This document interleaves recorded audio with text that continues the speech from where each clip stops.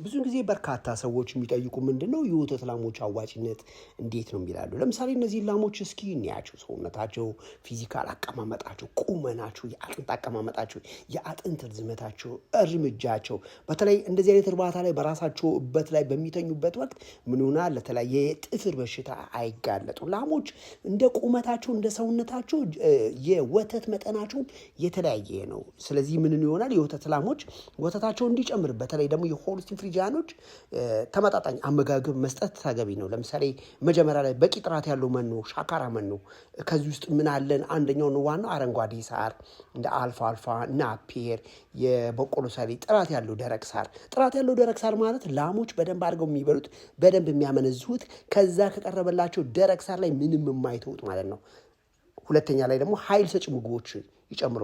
መኖ ላይ ለምሳሌ የተፈጨ በቆሎ 45% ብናደርግላቸው ምን ይሆናል? አንደኛ የካልሽየም በሽታን ይከላከልላቸዋል። ሁለት በጣም ጠቃሚ ነው ለመብላላት። ስለዚህ እዚህ ላይ ምንድነው ያረግንላቸው? ያ ደረቅ ሳርን በደንብ አድርገንላቸዋል። ከምን ጋር? ገብስ ብራና አለ፣ ማሽን ላይ ተፈጭም ልናዘጋጅ እንችላለን። ኤሌፋንት ግራስ አለ፣ አልፋ አለ። የወተት ምርታቸው ከፍ እንዲል ብቻ ሳይሆን በዛ ውስጥ ምን ያገኛሉ? ተጨማሪ ማዕድናትን ያገኛሉ ላሞች። ስለዚህ እየመረጡ እየጣፈጣቸው ነው የሚበሉት።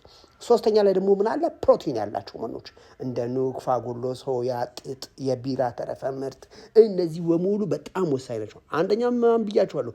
በቂ ሻካራ ሳር፣ ሁለተኛ ኃይል ሰጪ ምግቦች፣ ሶስተኛ ፕሮቲን፣ አራተኛ ማዕድንና ቫይታሚን። ማዕድን ከምንላቸው ውስጥ ብዙ ጊዜ በላይሲን፣ ካልሽየም፣ ፎስፈረስ፣ ማግኔዥየም፣ ኮባልት እና እንዲሁም ደግሞ ምን መሆን አለበት? በዚህ በምግባቸው ላይ የተፈጨ የኖራ ድንጋይ ወይም ደግሞ የሚልሱት ጨው፣ በሚልሱት ጨው ላይ እጅግ በጣም የበለጸጉ ማዕድኖች በዛ ውስጥ አሉ። ስለዚህ ማዕድን ጨውና የሞላሰስ መኖር አለበት። ከዛ ተጨማሪ ምን አለ?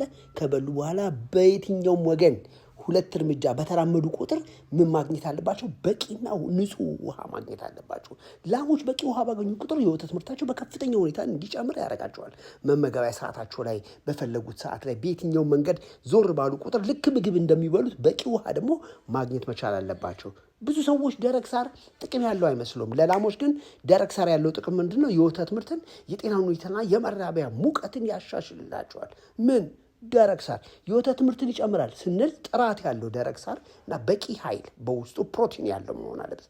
ይህም ደግሞ አንድ የወተት ምርትን ይጨምራል። ሁለተኛ ደግሞ ምንድነው?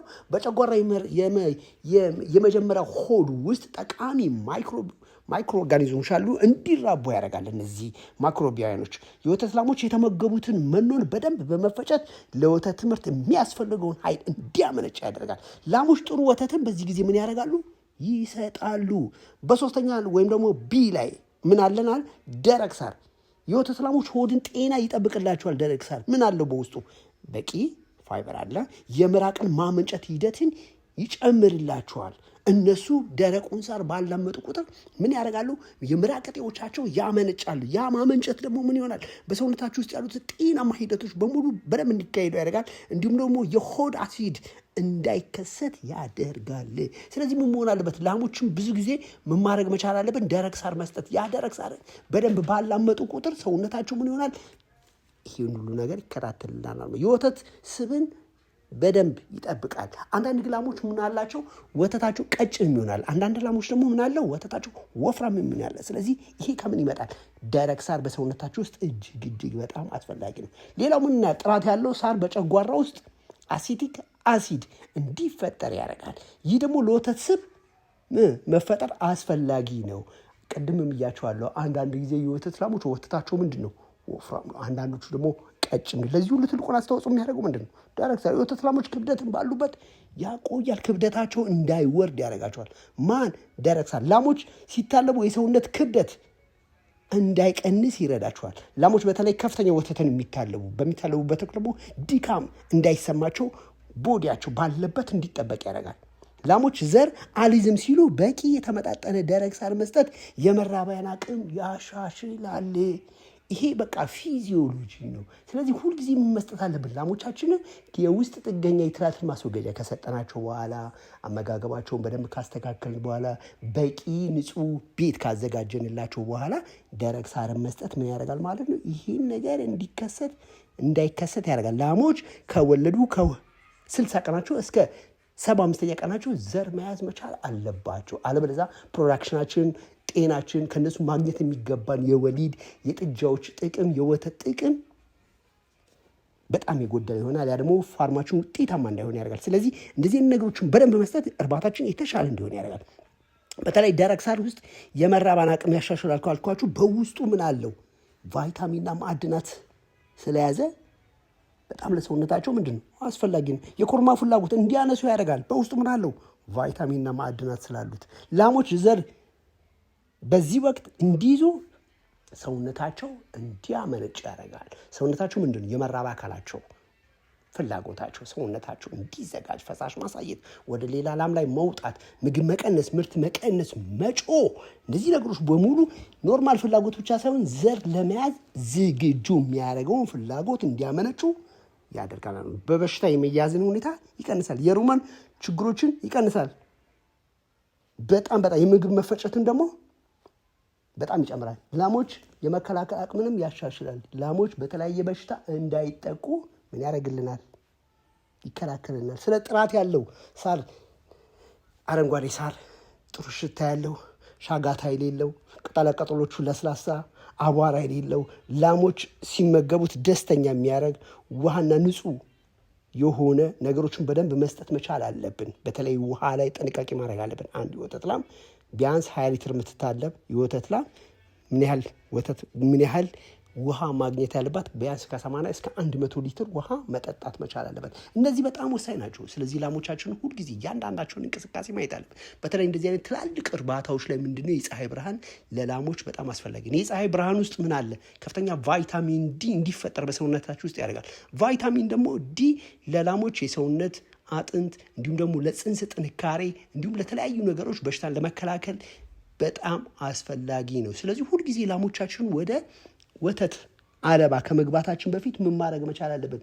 ገላቸውን ማጠብ ምን ጥቅም አለው? ብዙ ጊዜ ወተታቸው 35% እስከ 30% እንዲጨምር፣ የጡት በሽታ ተጠቂ እንዳይሆኑ፣ ጡንቻዎቻቸው በሙሉ ከዚህ በተለይ ከወገባቸው በታች ያሉት ጡንቻ መስላቸው በሙሉ እንዳይደክም፣ በተለይ ደግሞ ጡት በሽታ ብቻ ሳይሆን ገላቸውን ስናጥባቸው የጥፍርን በሽታ እንዳይዛቸው። ጥፍር ውስጥ ምን አሉ? በተለያዩ ቆሻሻ ነገሮች አሉ። ጥፍር ምን አለው? ታችኛው አካል ላይ ለስላሳ ነርቮች አሉ። እነዛ ነርቮች ምን ይሆናሉ? በተለያዩ ኢንፌክሽን እንዳይጠቁ። በተለይ ደግሞ ላሞች ላይ ምን ይከሰታል? ፉትሩት። ስለዚህ ላሞቻችንን ምን ማድረግ አለብን? በየ3 ወሩ፣ በየ4 ወሩ፣ በየ5 ወሩ ጊዜ እንደ ጥፍራቸው እድገት ጥፍራቸውን ምን ማድረግ አለብን? ማስቀነስ ማስቆረጥ አለብን። ስለዚህ እንደዚህ አይነት አካባቢ ላይ ብዙ ጊዜ ነፋሻ የሆኑ አካባቢ ላይ ላሞቻችን ሲበሉ እየተንቀሳቀሰ ማየት አለብን። አመጋገባቸው ምን ይመስላል? ጤናማ አመጋገብ እየተከታተሉ ነው ወይ? የትኛው ሆዷ ተነፍቷል? የትኛው ሆዷ አልተነፋም? ምላሳቸው ላይ ምን ችግር አለ? የሚያነቡ አሉ ወይ? ሲንቀሳቀሱ የሚንገዳገዱ አሉ ወይ? የሚያነክሱ አሉ ወይ? የሚስሉ አሉ ወይ? ትን ያላት ላም አለች። ፈሳሽ በአፍንጫዋ ያላት ላም አለች። አይኗ ላይ አይናር የያዘች ላም አለች። እንዲሁም ደግሞ ሆዷ የተነፋል። አሲዶሲስ የተከሰተባት አይናሯ ምን ይነግረናል? አኔሚክ መሆኗን፣ ለደም ብዛት ተጠቂ መሆኗን፣ አመጋገቧ ደካማ ከሆነ ምን ይነግረናል? የምግብ የመፈጨት ሂደቷ ደካማ እንደሆነ። ስለዚህ ብዙ ነገሮችን ፋርሞች ላይ እንደዚህ አሁን ዘረር ብለው ስናያቸው ላሞቻችን ጤናማ ሁኔታቸውን በአጠቃላይ እናያለን። ለምንድን ነው ሌሎቹ ያልበሉ? ፊታቸውን ወደዛ ዙረው በልተው ስለጠገቡ ነው ወይስ ደግሞ ውሃ እየፈለጉ ነው ወይስ ደግሞ ፀሐይ ላይ ወጥተው መቆም ፈልገው ነው? ምንድነው የፈለጉት የሚሉትን ነገሮች በሙሉ በእርባታችን ላይ በደንብ እንድናይ ይጠቅመናል ማለት ነው። ስለዚህ ትላልቅ እርባታዎች ላይ ስንገባ የመጀመሪያው የምናየው ምንድነው? ትኩረት የምናደርገው አመጋገብ። ላሞቻችን ምንድነው የሚፈልጉት? ጤናቸው ምን ይመስላል? ለብቻዋ ለምንድነው ገለል ብላ ይችኛዋ ላም የተቀመጠችው? ምንድነው ምክንያቷ ገለል ያለችበት? ለምንድነው? እንደዚህ አይነት ነገሮች በጣም ወሳኝ ናቸው። ስለዚህ ሁል ጊዜ ማየት አለብን። የጤና ክትትላችሁን በደንብ ማድረግ አለብን። ላሞች የተሰጣቸውን 100% እንዲበሉ ትፈልጋላችሁ። ስለዚህ ጨጓራ የላሞች ትልቁ የሞተር አካል ነው። ስለዚህ ላሞች ጨጓራ ከተዳከመ ምርት ምን ያደርጋሉ? ይቀንሳሉ፣ ይከሳሉ፣ አይበሉም። ስለዚህ ጨጓራ ማብላላት ሲደክም የሚያስፈልገው ዋና ነገር ምንድነው? በሰውነታችሁ ውስጥ ያሉትን ማይክሮ ኦርጋኒዝሞችን በሙሉ እንዲነቃቁ ያደርጋል። ብዙ ተጠቅመው የተለወጡ አሉ። በዛም ምን እንሰራላቸዋል? ላሞቻችንን ለብ ያለ ውሃ 1 ሊትር መስጠት፣ እርሾ የዳቦ እርሾን በጥብጠን መስጠት ያ የምግብ ውህደታቸው እንዲፈጭ ላሞቻችን እንዲነቃቁ ያደርጋል። የተዘጋጁ ሞላሰስ ካለ እሱን ደግሞ ከስኳር ጋር በመቀላቀል ማጠጣት ያ ሆዳቸው ውስጥ የተዳከሙትን ባክቴሪያዎች እንዲነቃቁ ያደርግላል። ጉልበት አቅም ይሰጣቸዋል። በጥቂት ሰዓታት ውስጥ ላሞቻችን ያመነዝሃሉ። ስለዚህ ምን ይሆናሉ ማለት ነው? አመነዘሙ ማለት ጤናማ ሂደት በሰውነታቸው ውስጥ ተከሰተ ማለት ነው። ስለዚህ ላሞቻችንን ሁልጊዜ ማየት አለብን። ማየት ጤናቸውን። ወተት ብቻ መፈለግ አይደለም፣ ጥጃ ብቻ መፈለግ አይደለም። ላሞቻችን ረዥም ጊዜ ከኛ ጋር በኖሩ ቁጥር ላሞች ከኛ ጋር ሲኖሩ ምን ያህል ጊዜ ይሰጡናል? 11 ጥጃ፣ 12 ጥጃ፣ 10 ጥጃ ይሰጡናል። ይህን ግን ማድረግ የምንችለው ምንድን ነው? በደንብ ስናበላቸው፣ ጥሩ የእንስሳት ሐኪም ቀጥረን ሕክምናቸውን ስንከታተል፣ ጥሩ ማረፊያ ቤት ስንሰጣቸው፣ እግራቸው ችግር አለበት ወይ፣ የመተንፈሻ ችግር አለባቸው ወይ፣ የአመጋገብ ችግር አለባቸው ወይ፣ የአይን እይታ ችግር አለባቸው ወይ፣ የቆዳ በሽታ ችግር አለባቸው ወይ፣ ክትባታቸው መቼ መሰጠት አለበት እና ሌሎችም የጤና ችግሮችን በደንብ ስንከታተል ነው የላሞቻችን እርባታ ውጤታማ መሆን የምንችለው።